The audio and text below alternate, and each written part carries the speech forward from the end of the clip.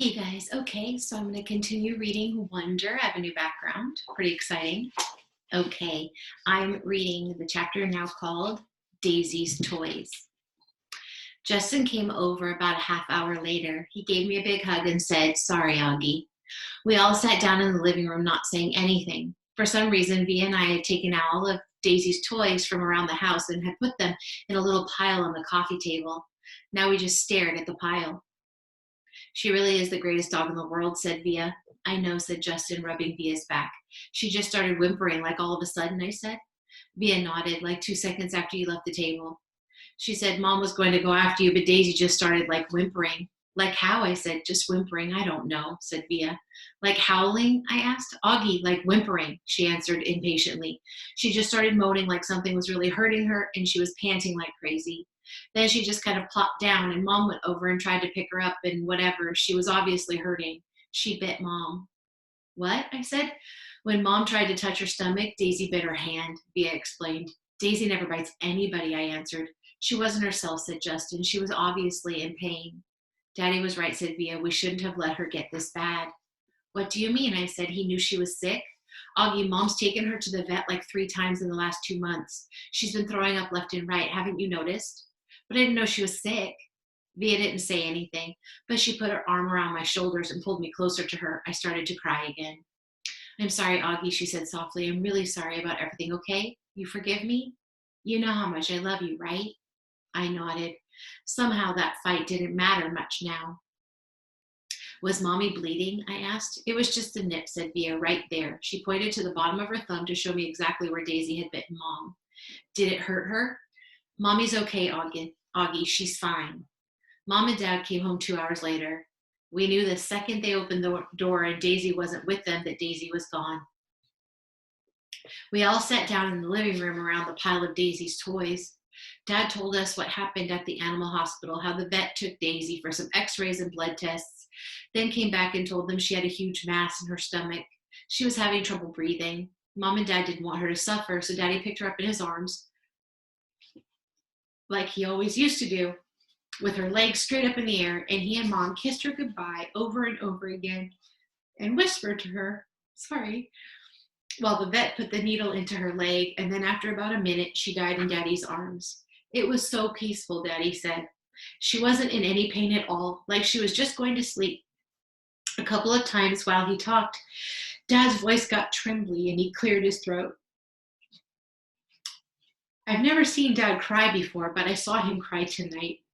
I had gone into Mom and Dad's bedroom looking for Mom to put me to bed, but he saw saw Dad sitting on the edge of the bed taking off his socks.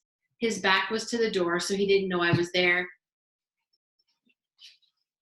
At first, I thought he was laughing because his shoulders were shaking, but then he put his palms on his eyes, and I realized he was crying. It was the quietest crying I've ever heard, like a whisper. I was going to go over to him, but then I thought maybe he was whisper crying because he didn't want me or anyone else to hear him. So I walked out and went to Via's room and saw Mom lying next to Via on the bed, and Mom was whispering to Via, who was crying. So I went to my bed and put on my pajamas without anyone telling me to, and put the nightlight on and turned the lights off, and crawled into the little mountain of stuffed animals I had left on my bed earlier. It felt like that all had happened a million years ago.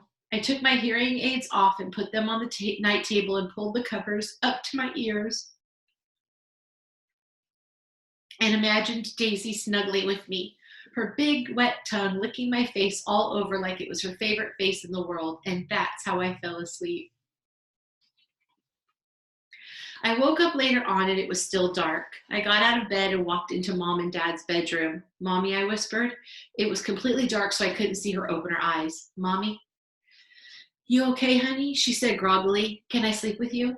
Mom scooted over toward Daddy's side of the bed and I snuggled up next to her. She kissed my hair. "Is your hand okay?" I said. "Via told me Daisy bit you." "It was only a nip," she whispered in my ear. "Mommy," I started crying. "I'm sorry about what I said." "Shh, there's nothing to be sorry about," she said, so quietly I could barely hear her. She was rubbing the side of her face against my face. Is Via ashamed of me? I said. No, honey, no. You know she's not. She's just adjusting to a new school. It's not easy. I know. I know you know. I'm sorry I called you a liar. Go to sleep, sweet boy. I love you so much. I love you so much too, Mommy. Good night, honey, she said softly. Mommy, is Daisy with Grans now? I think so. Are they in heaven? Yes. Do people look the same when they get to heaven? I don't know. I don't think so. Then how do people recognize each other? I don't know, sweetie. She sounded tired. They just feel it. You don't need your eyes to love, right? You just feel it inside you. That's how it is in heaven. It's just love, and no one forgets who they love. She kissed me again. Now go to sleep, honey. It's late and I'm so tired.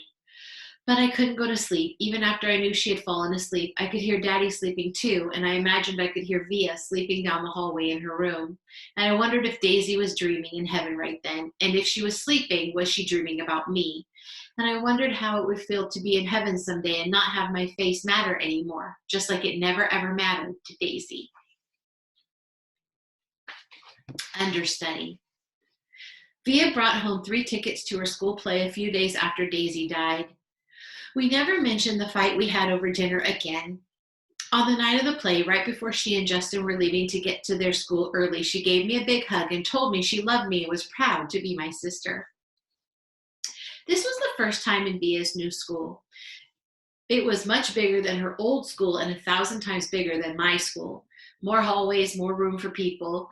The only really bad thing about my bionic Lobot hearing aids was the fact that I couldn't wear a baseball cap anymore. In situations like these, baseball caps come in really handy. Sometimes I wish I could still get away with wearing that old astronaut helmet I used to wear when I was little. Believe it or not, people would think seeing a kid in an astronaut helmet was a lot less weird than seeing my face. Anyway, I kept my head down as I walked right behind Mom through long, bright hallways. We followed the crowd to the auditorium where students handed out programs at the front entrance. We found seats in the 5th row close to the middle. As soon as we sat down, Mom started looking inside her pocketbook. I can't believe I forgot my glasses, she said. Dad shook his head. Mom was always forgetting her glasses or her keys or something or other. She is flaky that way. You want to move closer, said Dad. Mom squinted at the stage. No, I can see okay. Speak now or forever hold your peace, said Dad. I'm fine, answered Mom. Look, there's Justin, I said to Dad, pointing out Justin's picture in the program. That's a nice picture of him, he answered, nodding. How come there's no picture of Via, I said. She's an understudy, said Mom, but look, here's her name. Why do they call her an understudy, I asked. Wow, look at Miranda's picture, said Mom to Dad. I don't think I would have recognized her. Why do they call it an understudy, I repeated. It's what they call someone who replaces an actor if he can't perform for some reason, answered Mom. Did you hear Martin's getting remarried? Dad said to Mom. Are you kidding me? Mom answered like she was surprised. Who's Martin? I asked. Miranda's father, Mom answered, and then to Dad. Who told you? I ran into Miranda's mother on the subway. She's not happy about it. He has a new baby on the way and everything. Wow, said Mom, shaking her head. What are you guys talking about? I said. Nothing, answered Dad. But why do they call it an understudy? I said. I don't know, Augie Doggy, Dad answered. Maybe because the actors kind of study under the main actors or something. I really don't know. I was going to say something else, but then the lights went down. The audience got very quiet very quickly. Daddy, can you please not call me Augie Doggy anymore? I whispered in Dad's ear. Dad smiled and nodded and gave me a thumbs up. The play started. The curtain opened. The stage was completely empty except for Justin, who was sitting on an old rickety chair tuning his fiddle. He was wearing an old-fashioned type of suit and a straw hat. This play is called Our Town, he said to the audience. It was written by Thornton Wilder, produced and directed by Philip Davenport. The name of the town is Grover's Corners, New Hampshire, just across the Massachusetts line, latitude 42 degrees, 40 minutes, longitude 70 degrees, 37 minutes. The first act shows a day in our town. The day is May 7th, 1901. The time is just before dawn. I knew right then and there that I was going to like the play. It wasn't like other school plays I've been to, like The Wizard of Oz or Cloudy with a Chance of Meatballs. No, this was a grown-up seeming, and I felt smart sitting there watching it. A little later in the play, a character named Mrs. Webb calls out for her daughter, Emily. I knew from the program that that was the part Miranda was playing, so I leaned forward to get a better look at her. That's Miranda, Mom whispered to me, squinting at the stage when Emily walked out. She looked so different. It's not Miranda, I whispered. It's Via. "Oh my God," said Mom, lurching forward in her seat. "Shh," said Dad. "It's Via," Mom whispered to him. "I know," whispered Dad, smiling. "Shh." Okay, that's all for today. We'll probably have about 2 more readings before we're done with Wonder. And that's all I have for you today. I will talk to you guys tomorrow. Bye-bye.